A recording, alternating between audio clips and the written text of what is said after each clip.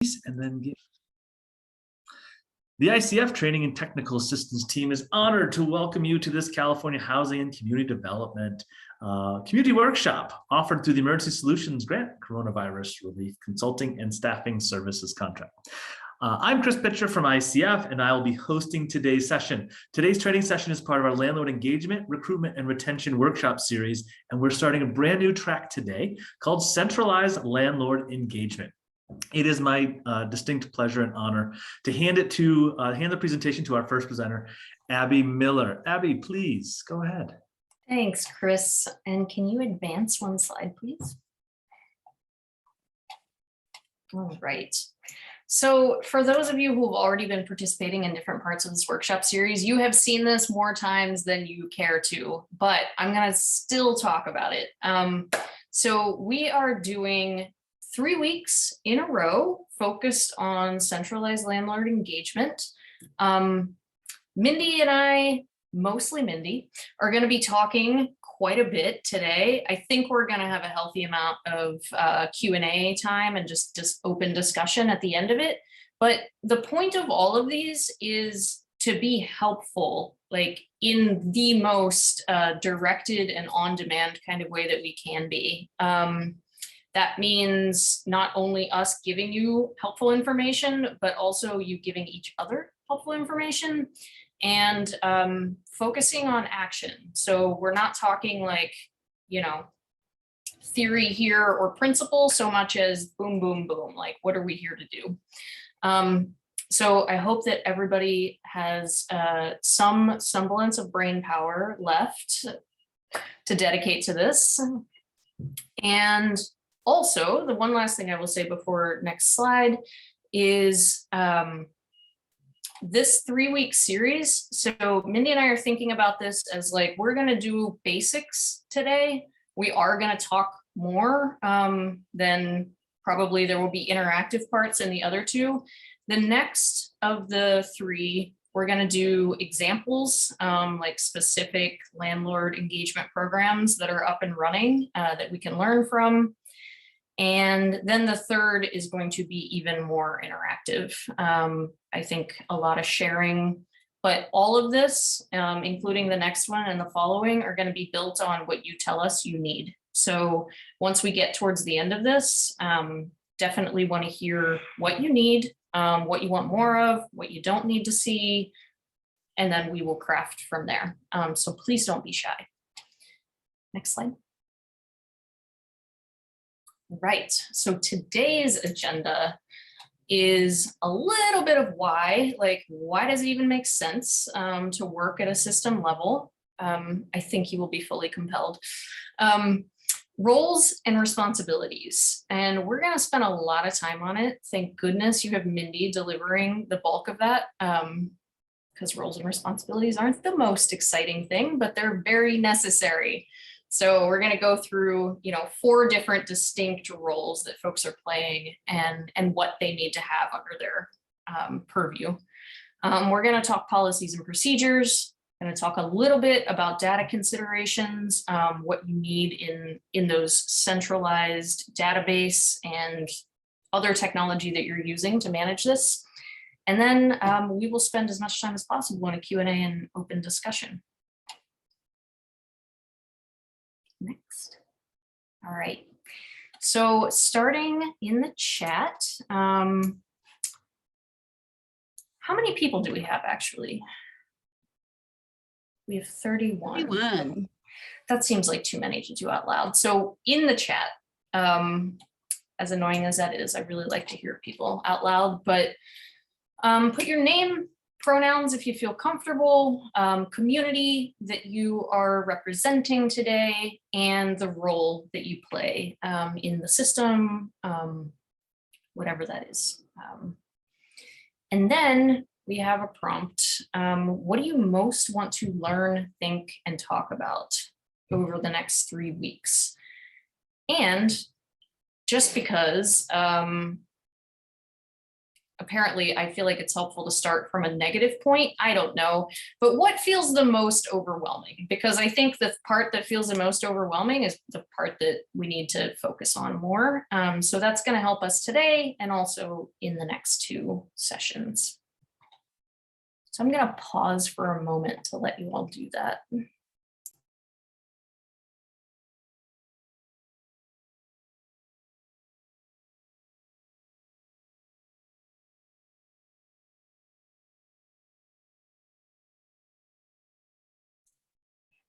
All right, I'm seeing navigators, administrators,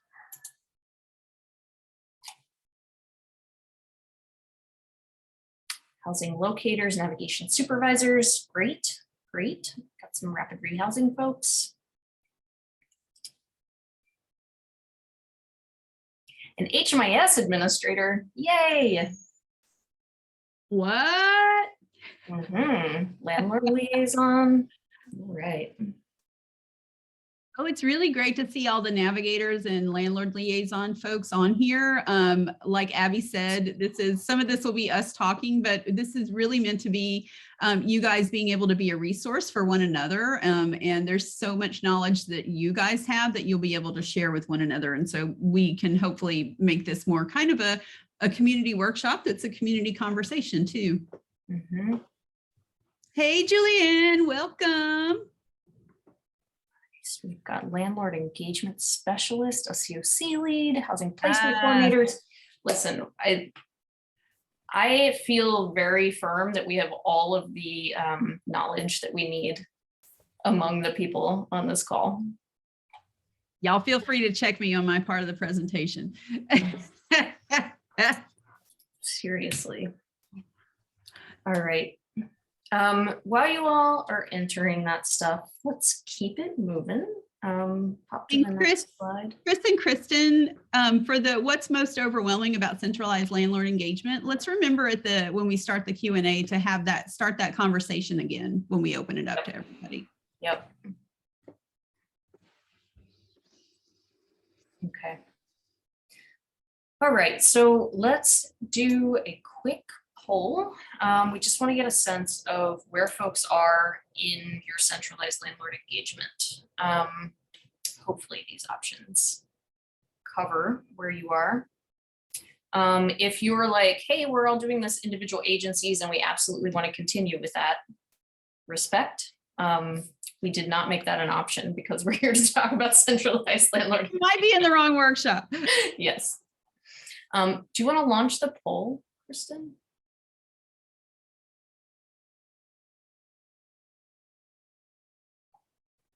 Thank you.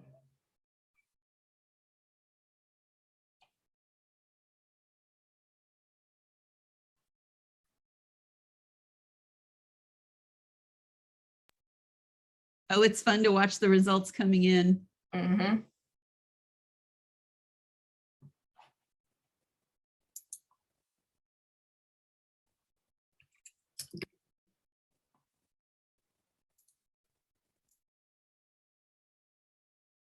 Like only about half of the folks have participated. There, of course, are 4 of us. Oh, this is okay. It's not counting the 4 of us. Great. If everyone could take just a second and answer the poll about the extent of your community's work on centralized landlord engagement. We're over halfway there. We're going to go for like a 95% completion rate here. We're ambitious. So that this can be statistically significant. Of course.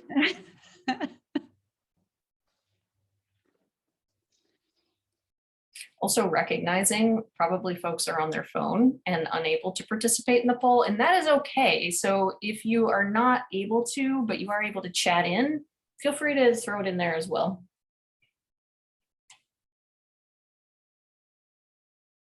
I think the poll has ended. It looks different, at least on my screen. All right. Okay. Well, we are looking at what, like 3/4 of folks are coming at this from a perspective of, okay, individual agencies have been doing this. We are going to be like wholesale building a centralized strategy here. 6 of you all. Lucky. Not fully, but you're getting there, which is great. We're probably going to pull on you maybe a little today and definitely more in the next couple. Can everyone else see the poll? Full disclosure, we made everybody a co-host right before we started, and that may be throwing us all for a loop.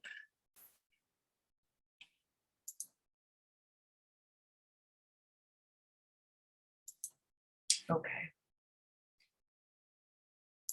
So please continue to put in the chat what makes you feel most overwhelmed, because that is where we want to spend our time later and also in the next couple sessions. So why do we want to do this at a system level?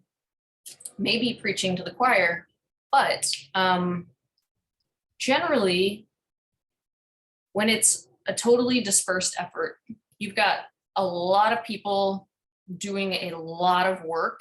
And if everybody's doing that work really well, you actually create a unintended consequence where everybody's competing for the same units. And that is not really the best use of everybody's time. Landlords get confused.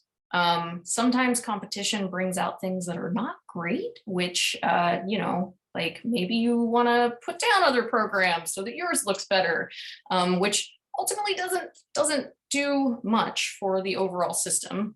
So the idea here is that you are, by bringing it to a system level, that you are emphasizing consistency, you're emphasizing coherence instead of competition. It also means that nobody has to work as hard as they're working right now to get the same level of rewards, potentially even more, which the reward is available units for clients to move into more quickly.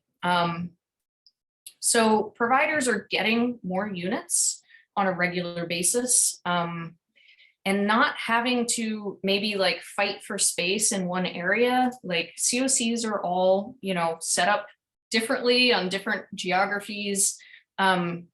It may be difficult to find units in one area versus another. And if you start doing it at the system level, you can really think strategically about that so that you end up getting a wide array of options across the geography, rather than, being really concentrated, maybe because provider A is located in that zip code. And so, you've scooped up all the landlords in that area.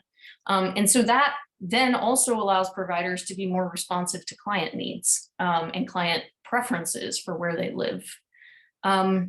This obviously then gives providers more time and space to focus on the things that are the bread and butter of your work, which is providing really top-notch services, being fully responsive to clients, and making sure that they get what they need across the board.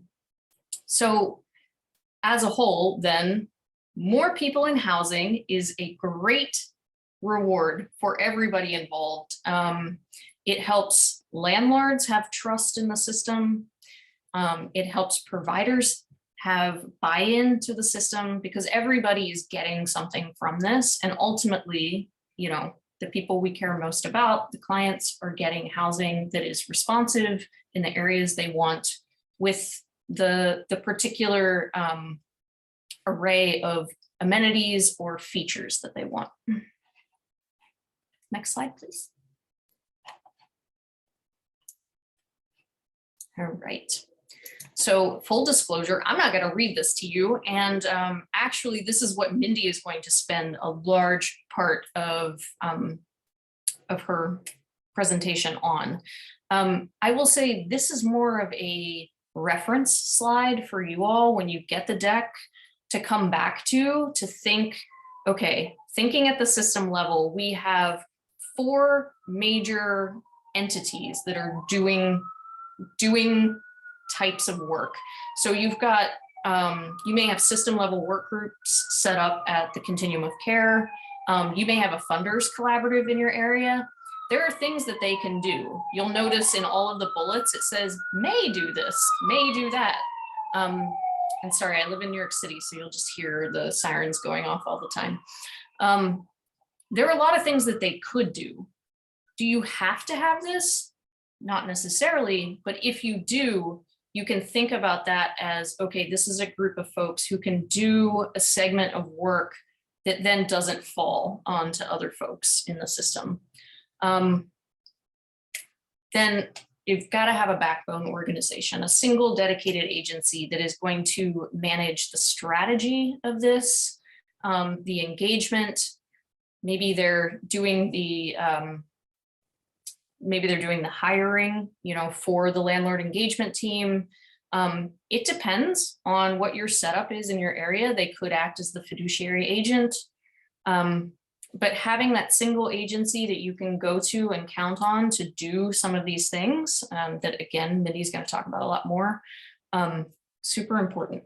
And then the other two, you want to have teams, a landlord engagement team, which is landlord focused. The client is the landlords. And then you have a housing search assistance team where their client are the participants. And a lot of times those things get mashed together and it's unclear who the client is necessarily. We just want to be clear throughout this that there are really two clients that we're servicing throughout. There are the folks who are moving through the system and there are the landlords, and they have different sets of needs. So with that, I will turn it to Mindy to talk about each of these in depth.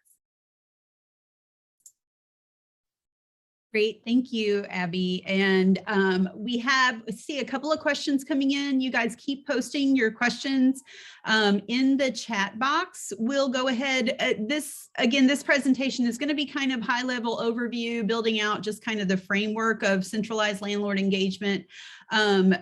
After I get done doing a lot of talking, we will hopefully have plenty of time left for conversation. And I'm already asking Chris to make note of like some of the Q&A that I see in here already that we really want to have a really robust conversation about. And oh, this time it is Baltimore and my sirens. I knew that was going to happen. Straight off. Yeah.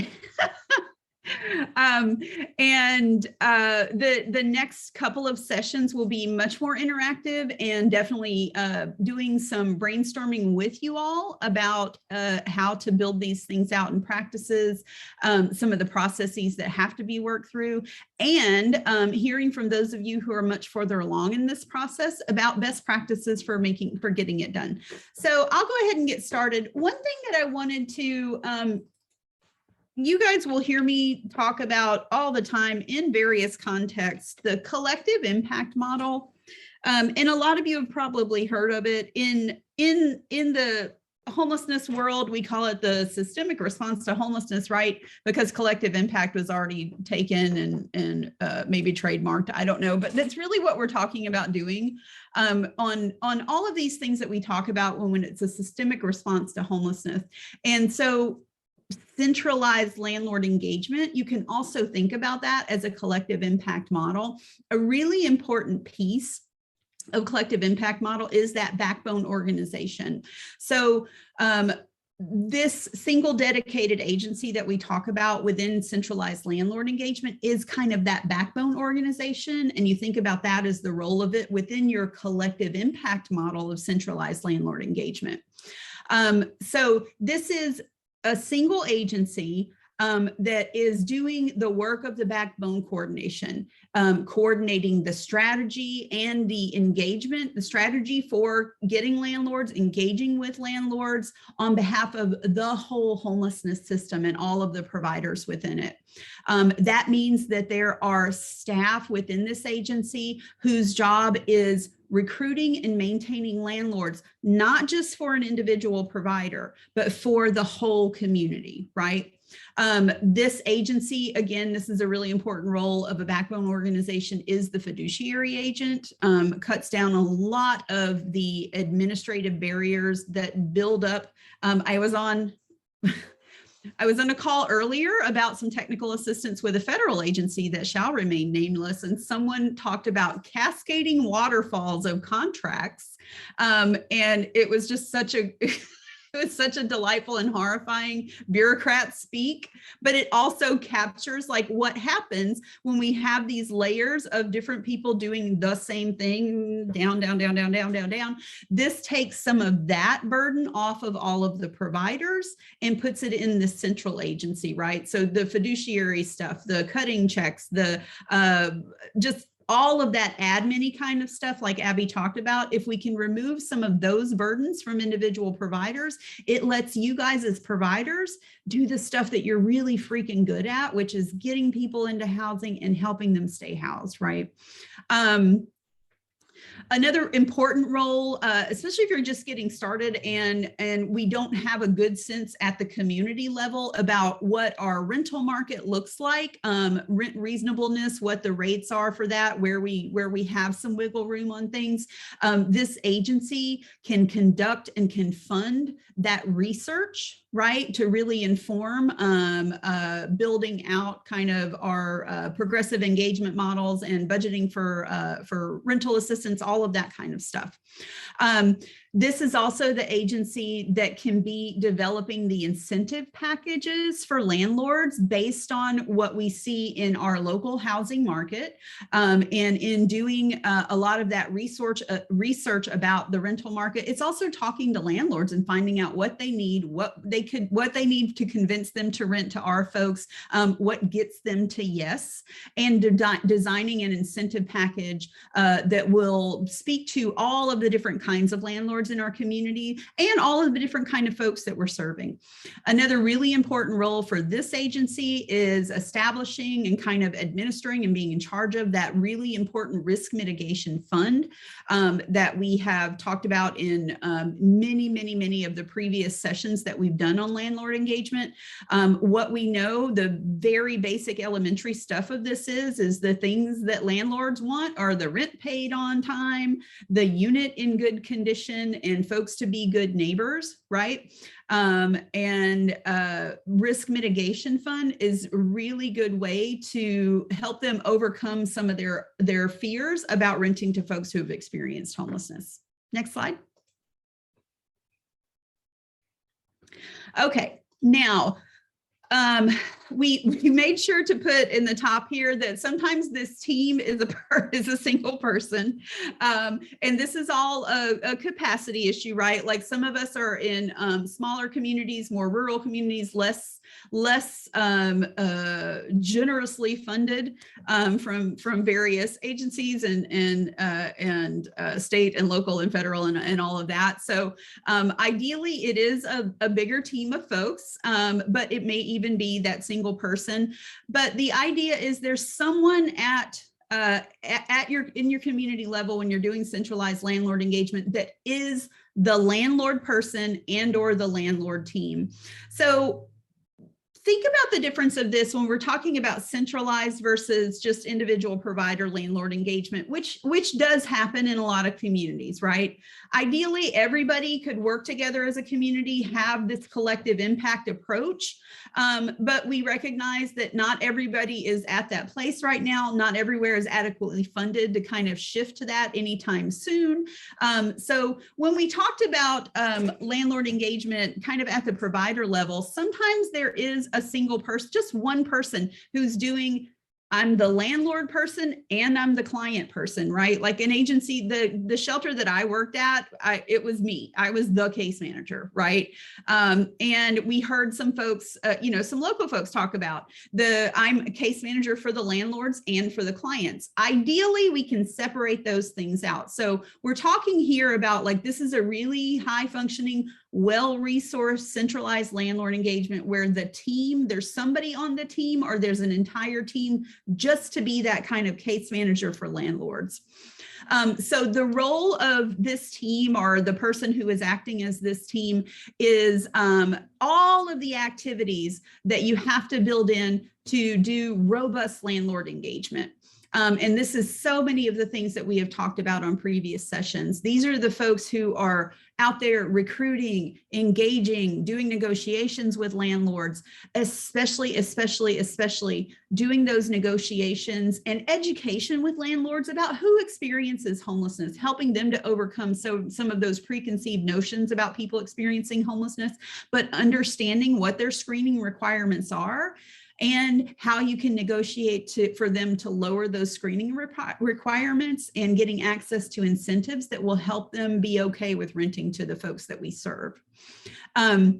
This team is the one that's going to be doing that kind of landlord engagement, right? About Homelessness 101, about who experiences homelessness, doing some myth busting about preconceived notions that people have about people experiencing homelessness, and also about the different funding streams that are available, what the different incentive packages are, right? Like just everything that they need to know about who we are as a community, who we're serving, what's available to them. This may be, depending on your capacity, the team that's doing some tenant education, but we'll talk about that when we get to the next role. Another really important role, oh yes, landlord whisperers. There are some amazing folks out there doing landlord whispering, and I love calling it that. And wouldn't that be great to have on your resume? Like, I was a landlord whisperer. I don't think I talk about it. I don't think it's listed in this slide explicitly, but this is one of those roles and or teams where folks who come from a real estate background rather than a social services background are really, really powerful, right? Like they know how to whisper to landlords because they've done that work before. Another really important role for this team is making sure that the units are going to meet habitability quality standards and pass inspection. That can be the thing that just drives everybody crazy in a community. It can be the thing that holds up getting people into housing. We know that from just the work that happens on housing choice vouchers, right? So to the extent that you have folks that are really expert and knowledgeable in that, I think we saw some folks in the chat that are already doing that, right? And that you can get that stuff done ahead of time, that takes down one more burden for getting folks into housing. This is the team who are handling the inventory, right? Like this is all happening in a centralized, oh yes, Latoya, you are a whisperer and I can't wait to hear from you on that. And these are the folks that are just doing the data tracking here and keeping track of the inventory so that it doesn't have to be each individual provider has their own little spreadsheet that they're doing landlords in, and landlords are getting multiple contacts from different providers. Another really important piece here, a role of this team for just keeping things moving smoothly, is that there's a standardization for landlord agreements, for contracts, all of this stuff that helps meet the need of all the different funding streams that we use for rental assistance. And this standardization process helps us get to the place that Abby talked about in the beginning. So when we take it all back to the why of centralized landlord engagement, it's true what happens in communities, and it can get ugly, right? But it's also everybody doing what they think they need to do on behalf of the folks that they're serving, which is a great thing for those folks. Not so helpful at the community level is we end up competing among providers for landlords. And one program may say, well, oh, that program's offering a $500 extra landlord incentive. I'm going to up mine to $1,000.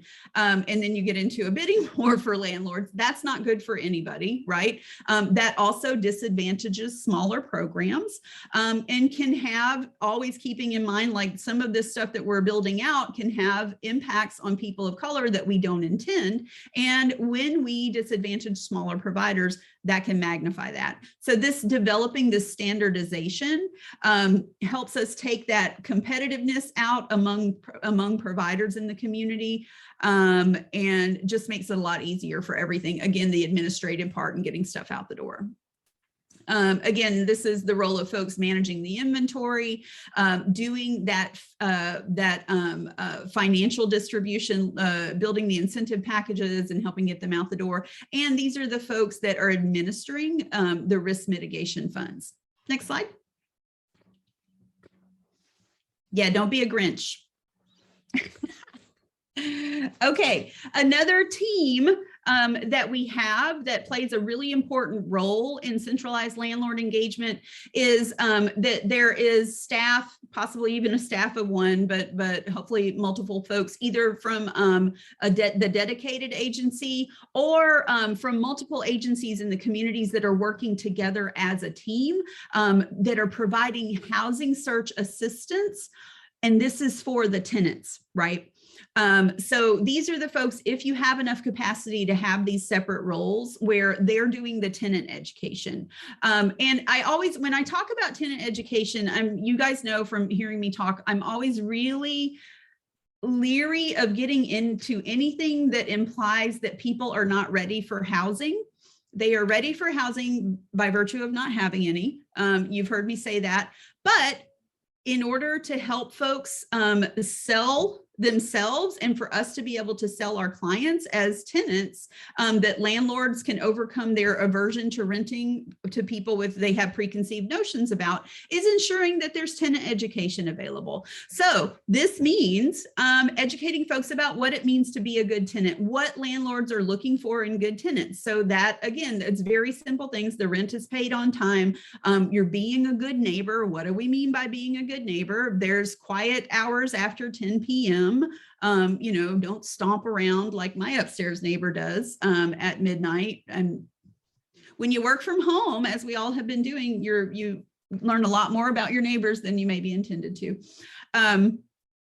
So you're doing that kind of education with folks and helping them to understand their rights as tenants, right? Like rights and responsibilities. A big component, a big foundational reason for doing housing first is that people experiencing homelessness and getting into housing should have the same rights and the responsibilities as any of us as tenants, right? So it's about educating folks about that and about what options they have if something is going sideways with a landlord, if some problem is coming up with a neighbor. All of that kind of stuff can be the role of this housing search assistance team and or staff person. It's helping folks kind of identify what their needs are, what their preferences are for their household, how big a unit do I need, where do I most want to live, what's close to my job, thinking about what's close to transportation, all of that kind of stuff, school districts, any of the kind of things that we would think about as we think about where we're going to move to, right? This is the support team that is helping folks understand all the available rental opportunities that are in the community. Part of this conversation is having realistic conversations about what we can and can't afford, right? We may have an ideal kind of personal space that we want to live in, but our income is not there yet. So we have a realistic conversation about what we can afford, including, by the way, like we've all talked about, shared housing opportunities, right? It's help doing all of those applications, which are really, really burdensome and which ideally you have funding to help pay for, application fees. Making sure that we're getting folks to where they want to go to look at units. In the pandemic, of course, a lot of apartment complexes are doing virtual ones. So maybe that looks like you're helping folks get to your office so they can do a virtual tour on your computer if they don't have access to the internet, meeting folks at the library to look at it on that computer, or in places that have kind of lowered restrictions now, getting folks to actual apartments and joining them for looking at the apartment.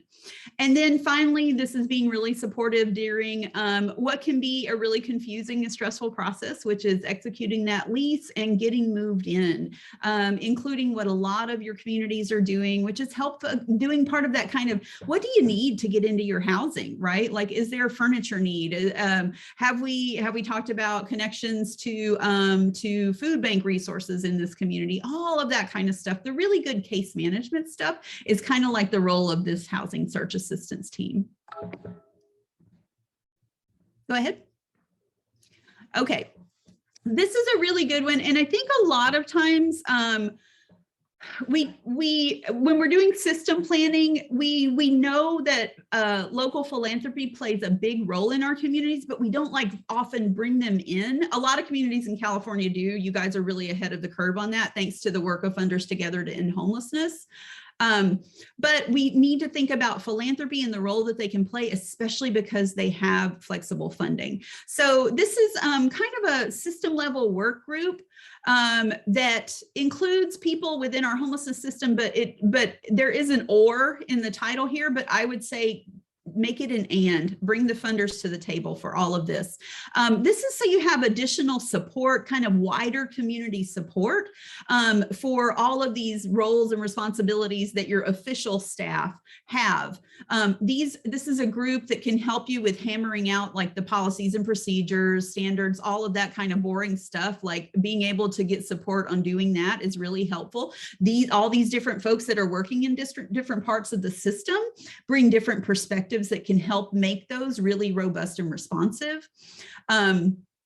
This is an opportunity for finding more landlords. Oh my God, funders, especially private philanthropy, have connections to landlords that maybe some of us don't even think about, right? They kind of roll in different circles. Yes, they know everyone. They can help with the landlord recruitment, engagement, the deal making, all of that kind of stuff. And really, really important, this is where private philanthropy is just, if you're not leveraging it, it's where it can be really impactful, is those funds are so much more flexible, right, than federal funding streams or state funding streams, especially for things like risk mitigation. So have these folks at the table, make them a part of this collective impact model on centralized landlord engagement, and give them these really important tasks that they're really good at and that they have connections to maximize the other work that your official staff are doing.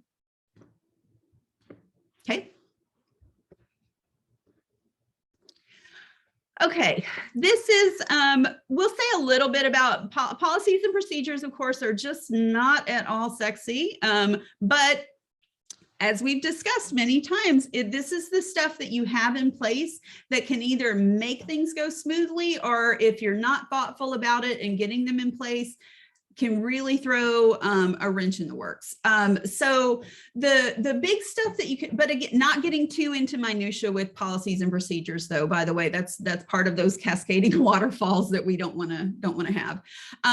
But just kind of setting these standards across the community, again, because this is a collective impact, because this is kind of moving all the individual landlord stuff that providers have been doing on their own and to the community level, we want to do this as part of creating some standardization so that it looks the same no matter which client is coming from which provider into housing, right? So you want to have policies and procedures around who is issuing the rental payments, right? So this is about, you have a designated fiduciary and you have very clear time standards about when rental checks get cut, right? On time. You want to standardize your housing applications, all of the forms that have to be filled out, that needs to be the same, and regardless of what provider is using them and what kind of client is going into housing.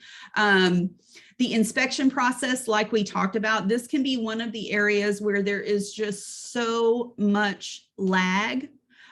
So really thinking about how do I streamline, how do I front load inspections, and set a really ambitious goal for the turnaround that's going to be on that.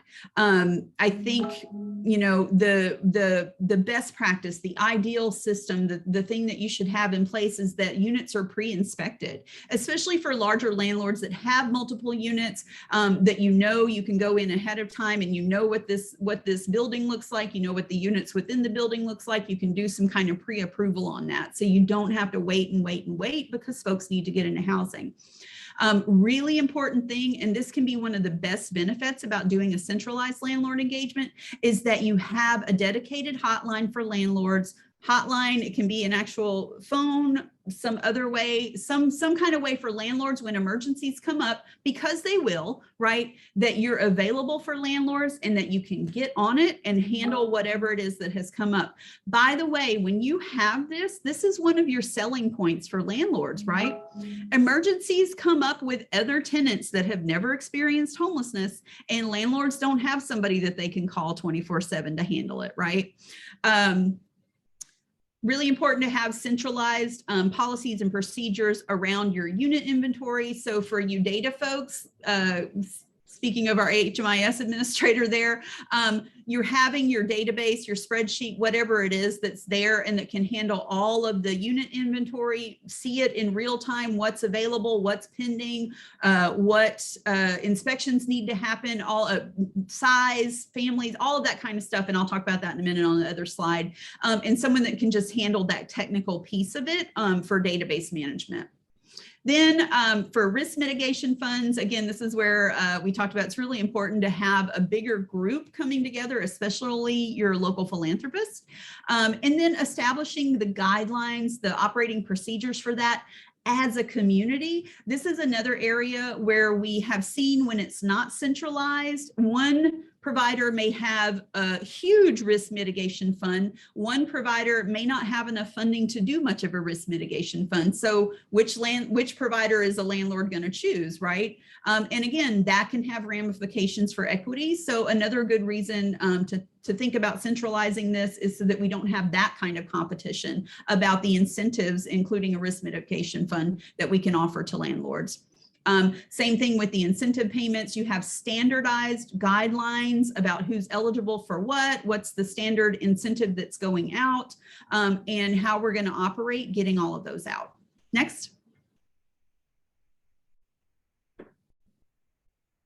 Okay, you guys have seen this one before, and we just, by the way, she's not on this call, but a bazillion thanks to Erica Snyder, who is a wonderful consultant who's been working with us on most of this. By all rights, she should have been doing all of this, but she is, of course, very busy because everyone wants her because she's awesome. But she pulled together a lot of this. She's got a deep level of expertise in doing landlord work. She did it herself in San Diego. So a lot of this information is direct from what Erica has pulled together for us previously. But this is just for, I won't read all of these. These are, again, just things that you're thinking about when you're building out your centralized landlord engagement, especially that database piece of it. What are you keeping track of?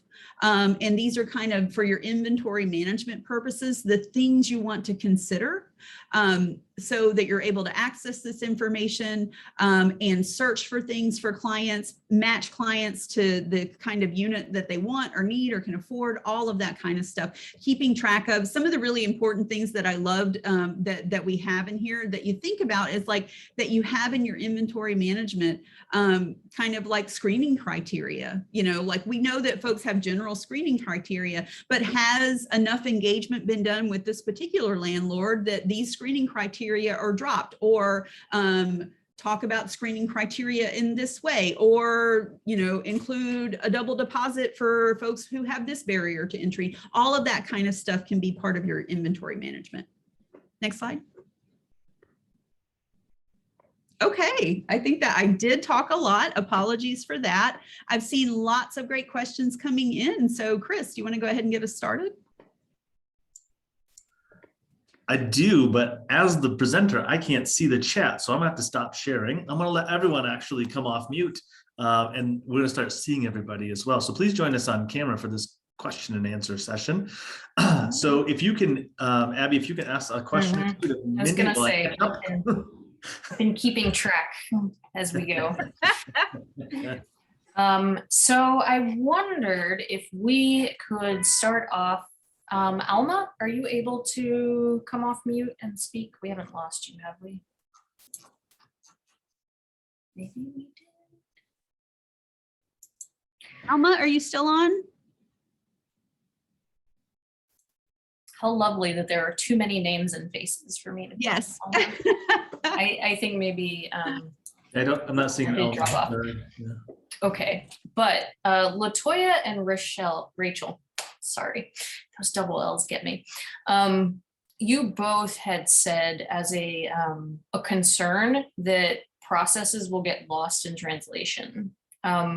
Do either one of you want to go into that a little bit more? Latoya, I think you might have put it in there first.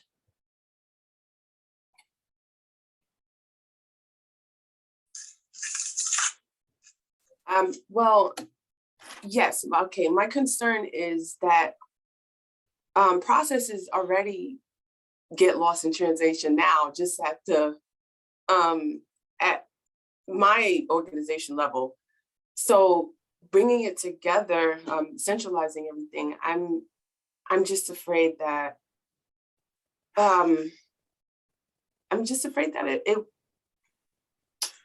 it may be a little more challenging than what we want, but with good planning, it's very possible. It's doable. I can't see, in San Diego County, we're huge.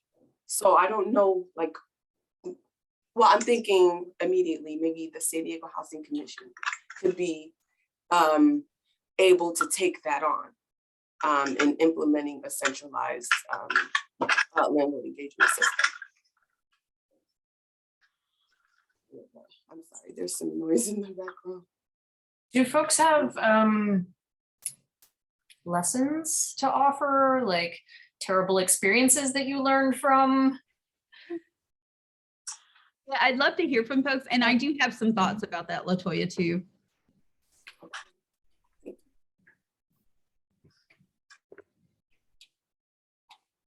All right, I know that you all are not always this shy. So Oh, if it's because we have a lot of people on.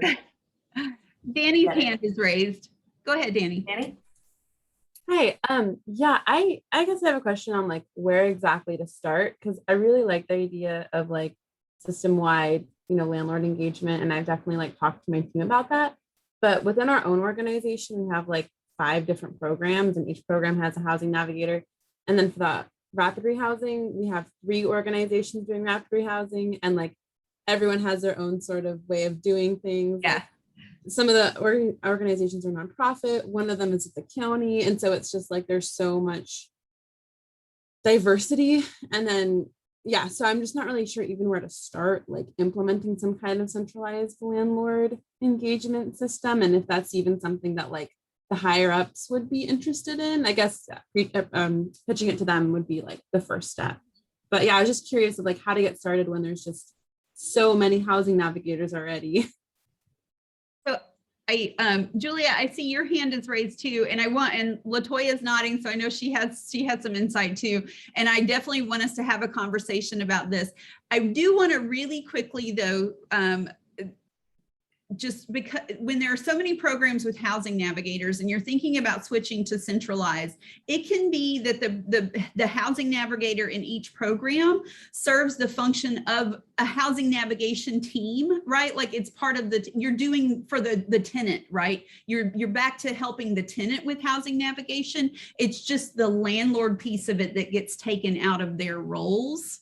And then I have more to say, but Julia, you had your hand raised, so I wanted to give you a chance to comment too. Okay, so I work for the COC in Kings and Tulare County, and actually I've been in housing for like 17 years.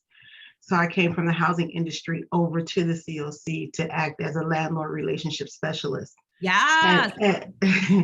And so in my role, sometimes I do feel that there's information within my COC that I do not receive that will aid me to do my job easier, quicker, and faster. So there's, and I want to try to keep it short. There's a young lady who does she's a part of the coordinated entry system. She does the referrals out to the different agencies, our partnering agencies. Well, there's a report that she generates. That report sends all the referrals to Housing Authority and for the ESG vouchers, but that report isn't given to me. So in essence, a starting point for me from this conversation would be, okay, I need that report so that when I'm out lobbying with talking my language, the landlord language, to the people I've been working with for years, I already know who has that approved voucher. I already know whose voucher is pending. And as the months or weeks roll and the approvals come in, that report is updated. So it gives me a sense of the amount of the voucher, the family size. It all leads back to the unit size. you know, because sometimes we do know we can call West Care and say, we have a 2-bedroom. I want to offer it to you. It's available. Who do you have that's ready to respond to this landlord to fill this vacancy? And they will say, let me take a look.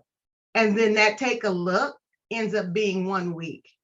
And then in our industry, that 1 week Yep. and 32 hours, that Yep. unit's gone. Oh, yeah. So I have Especially really, in California. Good Lord. yes, I have really impressed. I've tried to impress it without being really direct, that just because a client is ready in the coordinated entry system does not mean that they're actually ready to apply. Those are two different things. And sure, you have this file, their master file, but over here, you need to have a file that is just prepared for rent readiness. The ID, the social, the birth certificates, the income, the check stubs, all of the stuff that goes with compliance behind renting. Because we know tax credit properties, wait lists, all of their compliance stuff that comes with moving people in has to be in that file within that 32 hours. You can't drive a person, pick it up, put some in the mail, wait for it to come back. That unit is gone. So I'm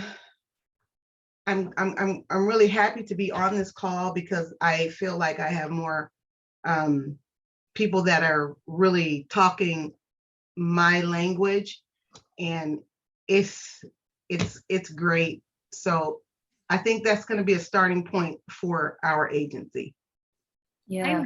Really I would- happy to have you on the call. Sorry, I'm That's really okay. happy to have you on the call too, because I think this happened. This is why these kinds of sessions are so important. It is, I'm going to totally own this. And I used to work in national policy, and Abby actually used to be at a federal agency. Like, it is really easy to say, here's the best practice and here's what to do. And it's really easy to kind of sketch out stuff. It is really hard to make it work at the community level, right? So, and I think why in my mind, I always kind of bring it back to collective impact is like where collective impact came from was just kind of looking at like what actually has worked to make change in a community. And a lot of really smart researchy kind of people like looked at that, and it was like, okay, so yeah, theoretical versus real world. Thank you, Danny.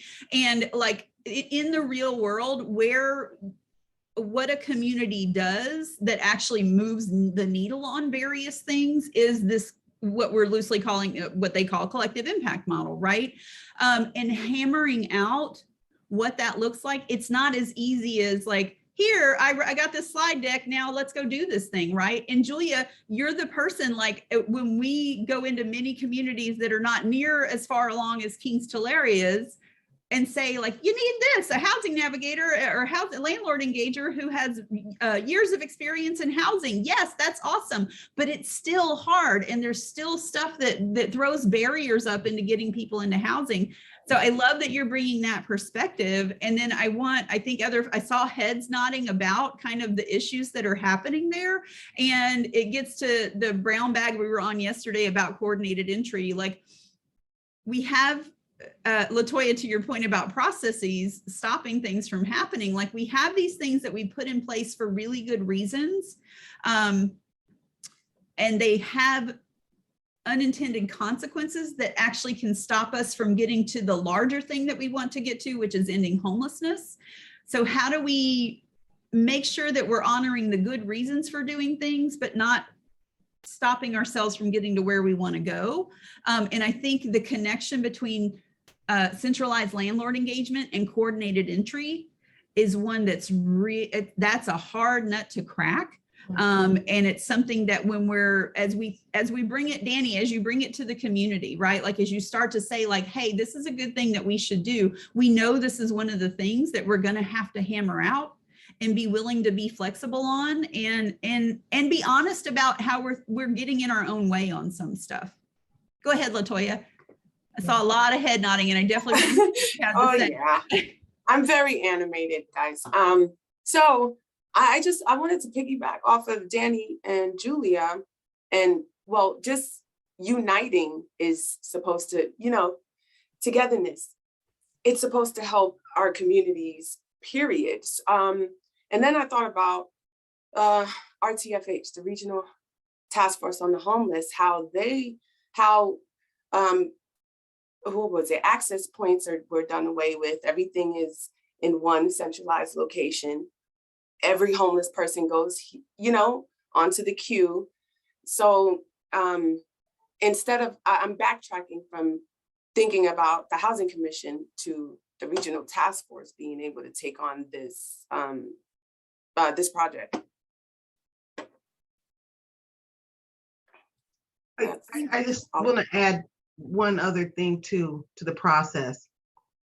And as these new roles come available, it is vitally important to have someone from the housing industry assist with the interviewing, because we know we can learn things from school, but there's a point about landlord engagement when it comes to the word connection that cannot be taught in a book. It is literally, it's broad, because I've rented to individuals who, if you don't know their nationality, like some nationalities like that sun to come from the east light, from the east window. These are all things you learn in housing. So what I'm trying to say is the connection has to be a person who can deliver the social services part of it. But if you can't connect, that door is already shut. Do you see? So when you're hiring these new individuals, they have to be skilled in housing if they're going to be connecting with landlords on any level. Because once the landlord engagement specialist steps out of the equation, here's the landlord, here's the agency has the client. In between that gap in the communication, the deal can just drop right out of the bottom. And I often see somebody from social services interviewing all these people when they have no idea how to engage a landlord. So they hire those kind of individuals. And so it's important. And I see that is a huge barrier in this whole scope, that this thing that we're trying to end homelessness. The people have to be skilled. They have to be skilled in housing. They have to be. A lot of them don't even have fair housing certificates. So how would you know if a landlord is violating clients' rental rights? And that's initial. A landlord can say, I don't want no families. I don't want no children. I have a home, it's new. I don't want this, I don't want that. Some of all of those questions are fair housing violations. Yeah. And you won't be able to stop them professionally, courteously, if you don't know fair housing. Or feel confident. Yeah. Julia, Rachel had a question just to clarify. When you're saying you need to hire people who are experienced in housing, you mean folks that come from like a real estate or rental property management kind of background, right? Yeah. So to come back to Julia, what you began with, and Latoya, what you were talking about, this idea of like, where do we even start with all of this? And how do we account for the different skills, the different knowledge that has to be at the table? I think one of the best ways to start this process, you have to get the important leadership folks on board. Once you get them on board, though, it really is, I am a big fan of using design thinking in everything that we do. Design thinking just really being, okay, we need to build something that we don't have yet. Who do we need around a table, literally around a physical table, to input the particular corner of their knowledge that they own into everybody else's thinking and get it written down, get it mapped in a way that everybody can see it? And part of the beauty, actually, I think a big part of using design thinking is that we all use words that mean something different to all of us. I guarantee if everybody defined housing first on here, like in theory and then in practice, we would have 50 different housing first definitions probably. So the beauty of using design thinking is if you figure out, and I'm just going to give you for instance here, if you know that you need to set out to take 50 different agencies' process of engaging with the landlord to the moment of rehousing, like move in, and you need to make that all work as a system, then you need at least one representative from each of those 50 agencies to take predetermined widgets and tell you what they do with it. When do we do that? What order does this go in? And if you get everybody's process down there, then you have a very concrete way of saying like, okay, so, you know, half of us are doing document readiness 6 months into the process. Julia, you know, from your position that document readiness really needs to start 3 months sooner than that. Like your process map is going to reflect that. The other process maps, because people are actually forced to put the specifics down, is going to reveal that that is an issue. Once there is full disclosure of the issues, then you can actually start to problem solve. But I find one of the hardest things is just that everybody uses a lot of words, but there's not always like crystal clear clarity about what you mean when you say that thing. And Latoya, I think that hopefully also kind of gets to the concern that you raised. Like we all have this goal that we want to come together as a community, keeping in mind that community is maybe a geographically or legally defined thing that not everybody in the community feels like they're part of the community, right? But the thing that you talked about with like, we recognize like this is a goal we want to get to, and theoretically, this is a good way to spend a more efficient and effective way to spend resources. But all of those processes that we can potentially get lost in, I think, you know, the thing that Abby's describing is a way to see all of those processes and see where they bump up against each other. And when we're problem solving, where we can cut out some of it, right?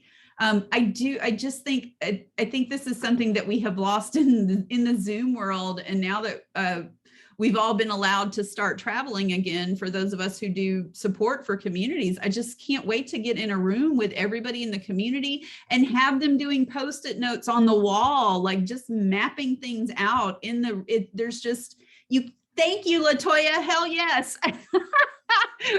I mean, we can do things like Jamboard on a Zoom call, but it's just not the same. So, so this, yeah, I think that, thank you for bringing that up. I put in the chat, just kind of an intro to what is design thinking. And ICF folks, maybe we should have a workshop series on that, Abby. Game. Yeah. Yep. Yeah, and I think one of the other things you can do, if you're encountering a lot of resistance to people being like, no, that's not what happens, you can always do a random sample of folks out of your HMIS and say like, well, this is the path that they followed, and it actually is taking 60 days from this point to this point. But like what you all are saying with the like, once you don't respond, that unit is gone, that's a type of barrier that is going to tank the initiative. So it really is like, as you're starting out, it feels like a lot to bite off. everything. You obviously can't do everything all at once, but you have to think about what are the pieces that if this is not in place, or if this goes the wrong way, we are going to lose that landlord. And if you can't guarantee some quality assurance for what those like must do pieces are, then you are not ready to launch the thing. And so if it's like having the match of client preference to unit specifics, and you haven't really sat down and thought through what is my community's list of data points that we need to be able to effectively match folks, then you need to do that work before you start reaching out to landlords and then, you know, potentially burning bridges before you've even gotten started. But that is a balance, because you can also wait too long. So it's, I mean, like with most of our work, it is balancing not being too risk averse with being planful. What other questions do folks have? We've got 22 minutes. So much time. You're rich in time. I will, if first of all, any folks have any questions in the chat or come off mute? Yeah, I'm looking back through to see If not, I have Alma's question. So Mindy, I saw something in the chat that I just wanted to kind of highlight again, because I saw it and I thought, oh, interesting. And I think it was from Latoya. In fact, it was from Latoya because I just looked at it, where Latoya, you said when you're talking to landlords, you talk about having lived experience. And that, would you just mind explaining kind of what you say and how landlords react? Because I think that's not something that we're doing much. We're really talking about, you know, involving a person with lived experience in decision making and kind of within the COC, but not necessarily within housing. I haven't heard of it that way, and I think it's a very interesting thing, and I'm very into it. So I just wondered if you would expand upon that, because I was very curious. Others might be as well. Okay, well, my life tends to always give me lived experience for something that I have to do or whatever path I'm on, right? I have been a part of a couple of rental assistance programs. I was on VASH for 5 years in New York City while completing my undergrad, and I got out of there as soon as I graduated, came to San Diego, ended up a case manager for SSVF, right? So then I ended up homeless from SSVF, from losing that position. The journey took me to Orlando, made my way back here. I got rental assistance for veterans in Palmdale, Lancaster. So I went from my car to one night in the hotel paid for by a veteran program, to a DV shelter, to a room for rent. That was 3 months. Once that was up, then I got into a 1-bedroom cottage, transitioning from Lancaster, Palmdale, back to San Diego, because this is where I wanted to be. This was just 2 years ago that I just came out of my homelessness again, right? So when I do talk to landlords, I tell them like, yeah, you know, when I was on the program, you know, I did this, they paid. I just kind of just talk about it. I've been on the program. Oh, this client reminds me of me. Oh man, you know, hopefully she'll do what I did. I signed myself out of the program. I got 7 months of rental assistance, and I decided, hey, you know, I'm okay. I can sustain now. Not everyone uses the program that way, but I needed a helping hand up. And now this is what I'm able to do for others. And you can too. And then I throw incentives at them. If you didn't, some of the case managers, I'm here to support our case managers with getting the yes, getting negatives, getting no's turned into yeses. Yes. I do that a lot, every time. Educate them, I'll tell the case managers like, oh no, tell them this or do this. Sometimes the case manager, well, I have one instance. She was like, oh no, Latoya's not here to talk to them. I hope I get this right. But she did educate the landlord on a process, source of income, the source of income process, where we know how to calculate the income, how the person is covered. So the landlord responded, well, thank you for educating us on this. With that being said, they do qualify. We have a moving date of such and such. So I'm animated. I'm personable. I get along with everyone. If someone doesn't get along with me or like me, I don't know what's going on there. But landlords just take to me. And also I have landlord engagement. I have landlord gift bags that I give out too. So there's just appreciation. Oh, they're just, oh, thank you so much. No one's ever done this. I was like, this is the first organization I've experienced that too. We can give out wine. That's crazy. But then I started, then I changed the bags around. I have sober, non-alcoholic and alcoholic for when I'm dealing with sober living or IFL. So things just come up with ideas all the time. And there's always a lot of laughter. Yeah.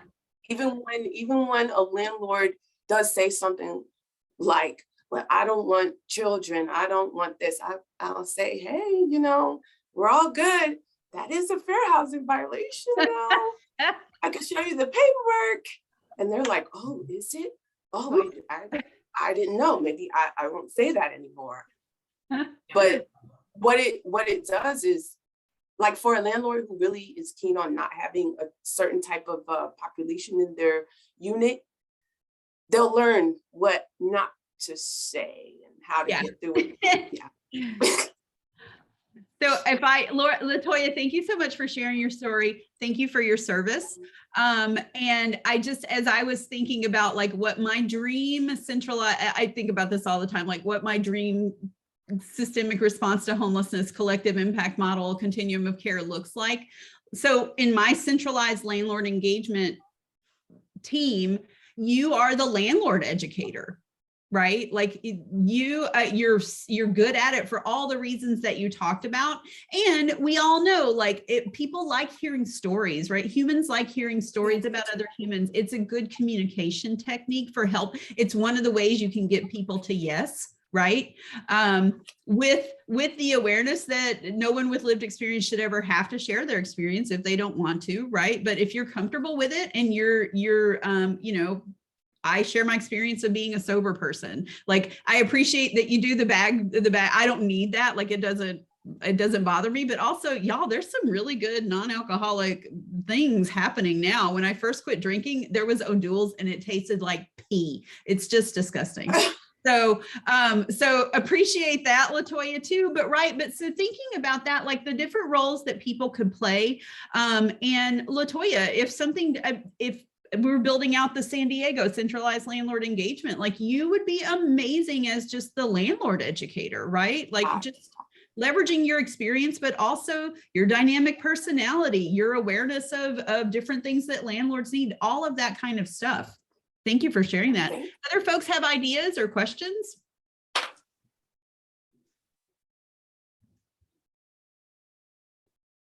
I saw in the chat, Carrie, you talked about your 100-day challenge. Building a collective impact model on a really short timeline is one of the really amazing things that Rapid Results, which is not called Rapid Results anymore, and I can't remember what they're called now, but it's a really cool thing that they do. You want to talk a little bit about that?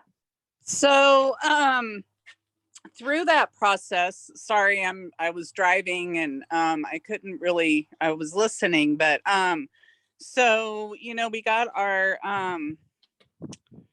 CMS system up, and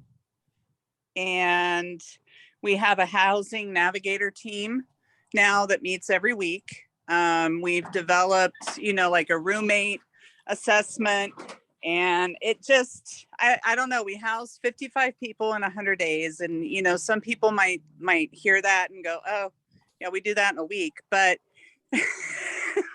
we don't have housing. We're a rural community and our housing supply is very limited. And it was huge for us, you know, and it was huge for the people that we work with. And just the fact that, you know, so many, I heard you talking about bringing on, you know, like the leaders of the departments, of the agencies, and that was key and instrumental in us being successful, because we had to break through barriers, you know, but there was none of this, oh no, my agency can do that better, or, you know, we can't do that, somebody else is going to have to. It was like, okay, this is what we need. So who's not at the table that we need here? And we would invite those people. And so it's just become a real, it's huge, you know, because all the agencies put aside, you know, barriers and came together and we're making it happen. So, and our HMIS is on track to start within the next couple of months. So, you know, we're continuing the work.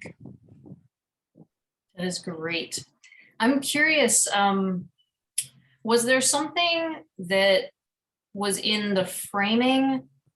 Can you point to what caused everybody to kind of like put down their territorial armor and show up? So because there was different systems working throughout the challenge, because we had our leaders, we had our coaches, we had, you know, kind of like the team leads. And I think because the main group of people doing the work were kind of like on the ground, you know, doing said work, I think that we were able to make more of an impact. And then, you know, we took it to our coaches who took it to the system leaders, and, you know, that really, because I mean, you know, those of us with our boots on the ground running, we know what works and what doesn't work. And having leadership that was willing to listen and to make some needed changes, and to allow us, you know, like now our housing navigation team is part of our COC, you know, and we have, you know, like work groups coming out of the housing navigation team. So I think that it was just the fact that we were all already doing the work. Yeah. Yeah, I think the thing with those challenges, I mean, it's always nice when you have an external group that can come in and be like, let's rally around this. Nobody wants to, you know, show their bad side to strangers, which is crazy because, you know, we really shouldn't want to show our bad side to anybody. Right, right. But I think it's totally possible for communities who don't have access to the external entities, like small planning grants, things like that, that if there is, look for the people who can create a sense of, I'm gonna not get too wonky here, but psychological safety. Yes. Like, who has the ability, and I'm gonna say LaToya has it in spades, like the ability to just lower somebody's defenses through like, I see you, I hear you, and we need to go here. Those folks can play such a leadership role for this kind of process because it just lets everybody kind of like cool down and coalesce around something that is not about their daily book of business necessarily, or their ego project, and just be like, no, this is what we're here for. Yeah. The great thing about 100-day challenges is that it kind of helps cut through it forces you to cut through all of that stuff. Like that's part of the technique, is like, okay, we got all this BS. Oh, I almost dropped one. So BS, we have all this BS. And we can't do it right now because we got to get this done in 90 days, right? Like that kind of thing. but I was, as you guys were talking, as you were sharing kind of like what that process looked like it, a lot of this, like LaToya, what you do to get landlords to yes, it's the same thing for getting your county executive to yes. It's like you have to figure out what argument's gonna move people, what for some, it's just like with any of this stuff, for some people, it's the heart-wrenching story that gets them. For some people, it's the dollars that get them, right? For some people, it's the data that gets them. And I think for a lot of our agency leaders, particularly, if you can make the argument about like, this is, first of all, can we all bring it back to, we want to end homelessness? Can we at least have that North Star that we're all pointing to? And if we're doing things that aren't getting us there, then we need to stop doing those things. But if we think we're at least pointing towards that, the thing that we're proposing to you is something that helps you be better at the work that you do. It creates efficiencies. It helps you get some stuff off of your table and out of your file folder and all of that all of those arguments, tailoring them for the things that are going to move them. And for people who are, for those of you guys know, like if you're working in especially a local government agency, you are overwhelmed with contracts and folders and files and emails and all of that kind of stuff. So if we can make an argument, like this is a way to make your life easier, right? Like that's a good argument for moving those folks.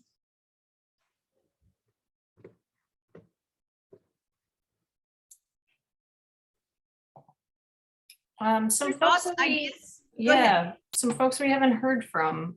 Natalie, I know that you had chimed in earlier on some of the overwhelm. Hopefully that Lake County example was a great, like, yes, we can do it. Like, we thought we didn't have affordable housing. We thought we didn't have units, but we still managed to house 55 people in 100 days. That's great. I don't know if there are other things that you want to talk through. Specifically for ours, we were just at a point where there was a need and we were all coming up against the exact same barriers. And previously meeting once a month as part of a different meeting and having like an hour for housing navigation, but a month was just spreading too far. So we saw like it literally just came together organically on this is the need. We're all having the same trouble. We have to coordinate better. And so we just started meeting, and then it kind of coincided with the 100-day challenge. And that very much gave it structure. I think it gave us, kind of a more a roadmap. And then we've just been kind of, going from there. But like in watching these slides, we're seeing where our cracks are. Like, yes, we have the table, we have everybody at the table. But what's the process, right? Like we're doing some landlord engagement, but we're still we're no longer siloed per se, but we are still kind of all branched, and we're trying to put it back together. To have like a united front and have a clear process. This is where we're headed. Yep. That makes sense. Chris is ever so gently nudging us in the direction of having 5 minutes left. And so maybe we should move. We just have the next step slide remaining. Is that right? That's correct. I'll put it up right now, but we'll start wrapping. Obviously, if you want to have more conversation, we still have space for that, but did feel like we were wrapping. So I will go ahead and throw those slides back up now. Great. And I think the thing that we want to get from you all before folks come off of the Zoom is really what from today or areas that we didn't touch on today, what do you want to get nitty-gritty on? Because we have 2 more 90-minute chunks with you that we can spend on anything related to this. So if you all want to put in the chat what you're looking for, we're going to go into, I think I said this at the top, but I will say it again. The second session, we're going to highlight 3 different, not organizations, initiatives that are happening in different places around the country that are really inspiring. They have put together the pieces in a way that is looking super effective. So we will definitely talk about those. And I lied. Is it really only an hour that we have on the next two? No, we have an hour and a half, right? Okay, great. Oh, that may have been a typo on my part. That's okay. So we do have two 90-minute sessions. So please throw in the chat what you want to see. We want this to be as useful as possible. Rachel, is this a topic? Centralized housing that doesn't have all housing nonprofits attached to that. Do you Yeah, want to so say a little in more my about that? yeah, so in my community, we have just like a ton of nonprofits, small and big, that are all working in housing, and we are building out a CH program right now. And I've noticed that there are probably a good handful or more of agencies that are not participating in that meeting. And so my concern from that is, if we have all of these larger agencies or medium agencies determining what we think centralized housing should look like, and then we have the smaller nonprofits not on board with that, whether or not that will create more of a divide within the community and confusion, or how we bring in those smaller agencies and have them at the table too while we're talking about this. And then the other thing I was going to put into the chat was discussing navigating past relationships with other agencies. I've interacted with several landlords that immediately deny my agency because they've had Yes. negative experiences with other agencies, and how we can build up rapport and trust outside of previous damage that has been done with other agencies. I think that's one of the really important things that this kind of structure can play. It takes it out of the, I got burned by X shelter program, then it just ends up being, I work with Julia, and Julia's never going to burn anybody because Julia's awesome, right?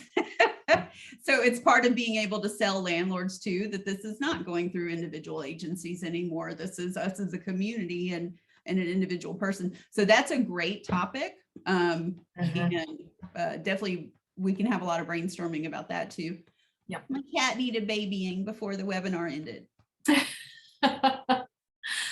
I'm seeing ongoing support for landlords. Yes. Do you want to say a little more about that? Hi, yes. My name is Socorro Garcia. I'm the program manager for housing location, Catholic Charities here in Sonoma County.